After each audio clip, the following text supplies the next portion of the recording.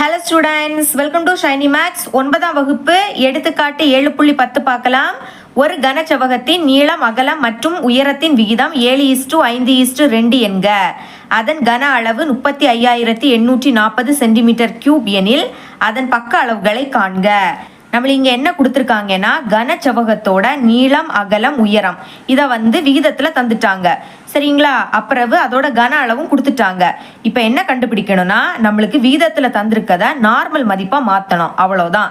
ஈஸியான ஒரு கொஸ்டின் தான். பாருங்க, ஃபர்ஸ்ட் நீளம் இருக்கு. அப்போ விகிதத்தில் ஃபர்ஸ்ட் இருக்கக்கூடியது நீளத்தோட மதிப்பு. நீளம்னா எல்லு. ஃபர்ஸ்ட் என்னது இருக்கு? 7 இருக்கு. இது விகிதத்தில் இருக்கு. இதை மாற்றணும்னா பக்கத்தில் எக்ஸ்ன்னு எழுதிக்கணும். ஞாபகம் வச்சுக்கோங்க. அடுத்த ரெண்டாவது அகலம். அகலம்னா பி. ரெண்டாவது இருக்கக்கூடியது அகலத்தோட மதிப்பு. பக்கத்தில் எக்ஸ்ன்னு எழுதிருங்க. அடுத்த மூணாவது என்னது இருக்கு? உயரம். உயரம்னா ஹச். இங்க மூணாவது 2 இருக்கு. பக்கத்துல எக்ஸ்ன்னு எழுதிக்கணும். சரிங்களா? ஞாபகம் வச்சுக்கோங்க. விகிதத்துல இருக்கதை நார்மலா மாத்தணும் அப்படின்னா பக்கத்துல எக்ஸ்ன்னு எழுதிக்கணும். இப்ப நம்ம எக்ஸோட மதிப்பை கண்டுபிடிச்சு இங்க பிரதியிட்டோம் அப்படின்னா நம்மளுக்கு எல்லோட மதிப்பு, பியோட மதிப்பு, ஹச்சோட மதிப்பு ஈஸியா கிடைச்சிடும். ஓகே, அடுத்த கனச்செவ்வகத்தோட கன அளவு கொடுத்துருந்தாங்க பார்த்தீங்களா? அதையும் அப்படியே எடுத்து எழுதிக்கிட்டேன். இதை வச்சுதான் இந்த சம்மை நம்ம சால்வ் பண்ண போறோம். ஓகே, இங்க கனச்செவ்வகத்தின் கன அளவு அதோட ஃபார்முலாவை எழுதிக்க போறேன். ஃபார்முலா என்னது? L × B × H.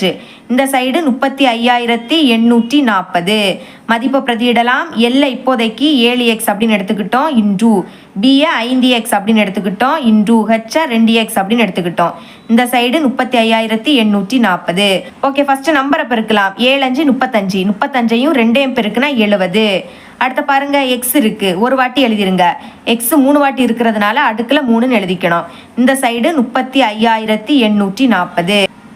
Okay, X தானே கண்டுபிடிக்கணும். அப்போ எக்ஸ் கியூபா அப்படியே வச்சுக்கலாம். இந்த சைடு என்னது இருக்கு? 35,840.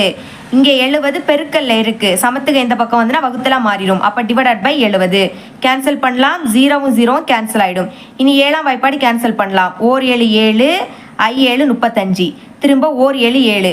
அப்போ 8ல் 7 கழிச்சா 1ன்னு கிடைக்கும். இப்போ இது 14 மாறிடும். இனி 7 2 14. அப்போ பாக்கி என்ன கிடைக்குது? 512. இந்த சைடு எக்ஸ் கியூப். ஓகே, எக்ஸோட மதிப்பு தானே கண்டுபிடிக்கணும். அதுக்கு இந்த எக்ஸ் கியூப் அப்படியே எடுத்து எழுதிக்கிறேன். இப்போ 512 எப்படி எழுதலாம்னா 8 × 8 × 8. இதை பெருக்குனீங்கன்னா உங்களுக்கு 512 தான் கிடைக்கும். அப்போ 8 3 வாட்டி இருக்கு. அதனால அடுக்குல 3ன்னு எழுதிருங்க. இப்போ பாருங்க, 2லேயும் அடுக்குல 3 தான் இருக்கு. அப்போ அடிமானம் சமமா இருக்கும். அப்போ x = இங்க என்னது இருக்கு? 8. ஓகேங்களா? இப்போ நம்ம எக்ஸோட மதிப்பு கண்டுபிடிச்சிட்டோம். இனி பிரதியிடலாம். ஃபர்ஸ்ட் எல்லை எப்படி எடுத்துக்கிட்டோம்? 7x அப்படின்னு எடுத்துக்கிட்டோம். 7 × xக்கு பதில் 8. 7 8 56. நம்மளுக்கு கொஸ்டின்ல சென்டிமீட்டர்ல கொடுத்துருந்தாங்க. இது பக்க அளவுனால சென்டிமீட்டர் மட்டும்தான் எழுதிக்கணும். கியூப் ஒன்றும் எழுதக்கூடாது. ஓகே, அடுத்த பி. பியை நம்ம 5x அப்படின்னு எடுத்துக்கிட்டோம். அப்போ 5 × xக்கு பதில் 8. I 8 40. அலகு எழுதிருங்க, சென்டிமீட்டர். இனி ஹச். ஹச்சை 2x அப்படின்னு எழுதியிருப்போம். 2 × xக்கு பதில் 8. E 8 16. அலகு எழுதிருங்க, சென்டிமீட்டர். பார்த்தீங்களா? ஈஸியாக கண்டுபிடிச்சிட்டோம். இவ்வளோ தான் இந்த சம். இது உங்களுக்கு கிளியராக அண்டர்ஸ்டாண்ட் ஆயிருக்கும் நம்புறேன். தேங்க்ஸ் ஃபார் வாட்சிங்.